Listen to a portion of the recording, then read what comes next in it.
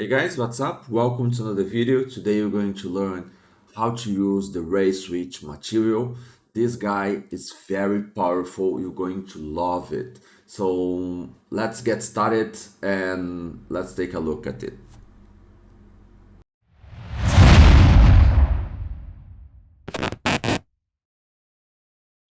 Okay, so I'm going to explain what I have in my scene. So it's a very simple scene. Just two planes, one for the floor, another one for the wall. I have a light, okay, and I have three balls with different shaders. Okay, so I have the first one is a glass material. The second one it's a very simple diffuse material with a lot of reflections actually, and the last one is a chrome material. So very simple, as I said. And for the shaders, I'm going to show you as well what I have here. So for the wall, I have a very simple white material with a specular applied to it. The glass material, very simple glass material as well.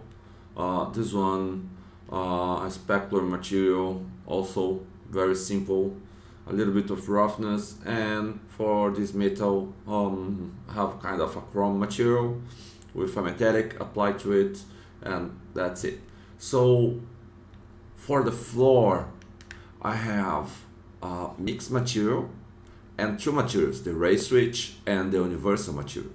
I've applied a very strong color on the floor, this red color here, just to see the real effect happening on the other materials. So this will be easier to understand how the ray switch works. Okay.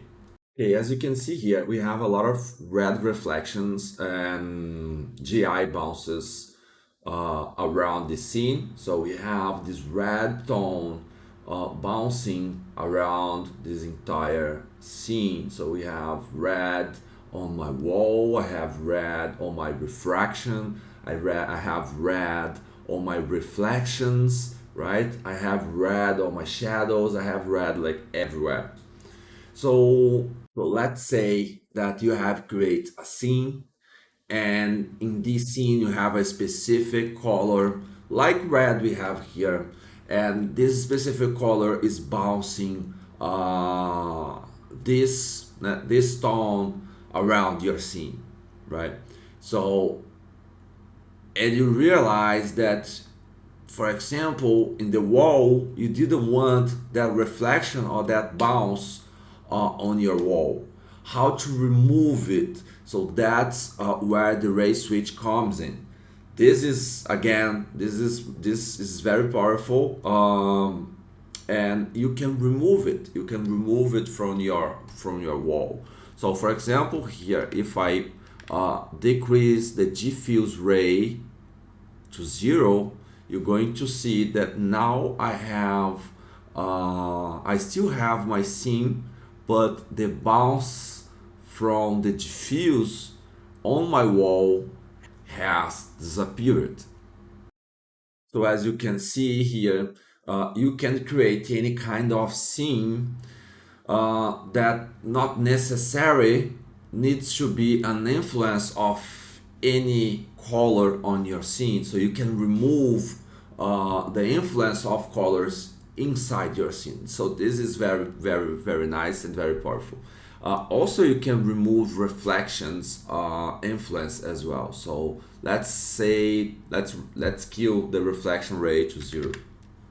So as you can see here, on the bottom of my three balls here, if I turn this on again, you're going to see, turn this on, turn this off, and you see that we lost the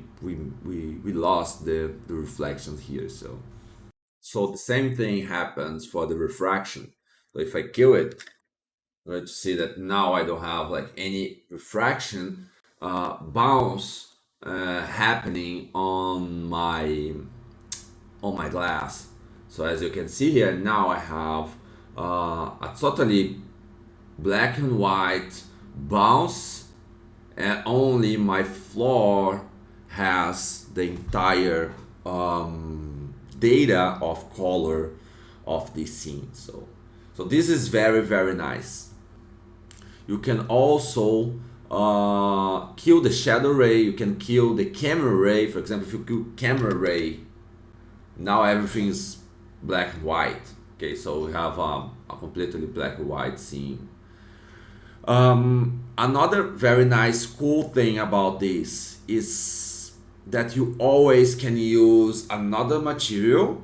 So for example, let's say we have this red material here, and you want to use another material with another color and just bounce what you have over it. So let's take a look. Let's create another material here. Let's put it blue, and let's plug it on the second material. So as you can see now, what I have here, it's a blue material, a blue shader bouncing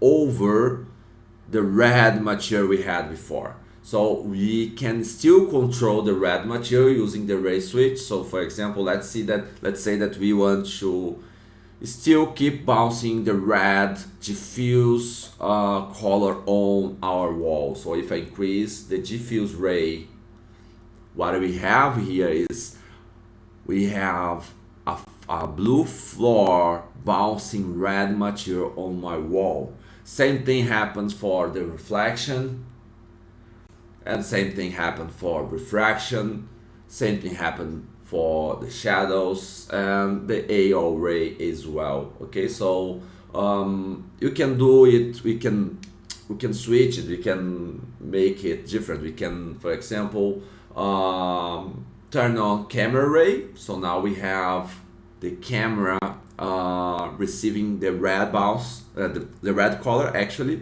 and we can kill other things. For example, we can kill diffuse, and now we have the red floor bouncing blue color on our wall.